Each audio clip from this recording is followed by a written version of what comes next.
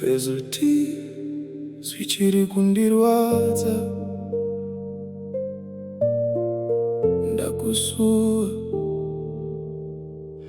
Ndakusuwa Mudiwa. Ndakusuwa zvekuti handichaziva kuti ndovhara seusipo pano. Moyo wangu chiri kukuda chete. Ndakusuwa Mudiwa. Ndakusuwa kushika ndarwara.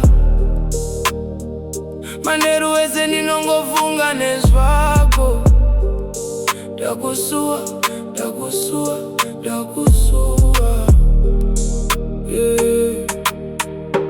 wakaenda usina kana kundiudza kuti moyo wangu aizorarama sei. Nasi ndofamba ndega mumigwagwa ndichingorangarira kuzeka kwataita.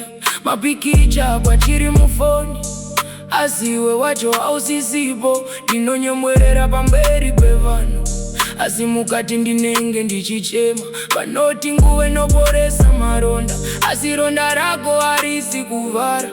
Mazwi ako achiri mumusoro semimhanzi singadi kupera.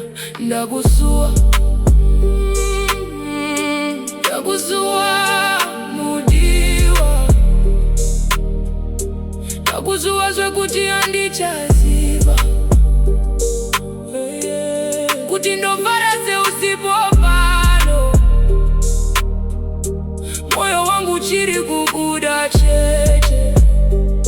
Ndakusuwa Mudiwa. Ndakusuwa kusvika ndarwara. Manheru wese ndinongofunga nezvako. Ndakaedza kukanganwa asi zvakaramba. Ndakaedza kufamba asi ndakamira. Nekuti pese pandinoona rudo ndinongoona mufananidzo wako. Shamwari dzinoti famba mberi asi hadzizive zvandiri kutakura. Nekuti marwadzo ari mumwoyo asi chinhu chinoonekwa nemaziso. Kana ukanzwa rwiyo huru ziva kuti ndichiri kukufunga. Handisi kutsvaka mumwe munhu nekuti nzvimbo yako ichiripo. Ndakusuwa zvichiri kundirwadza.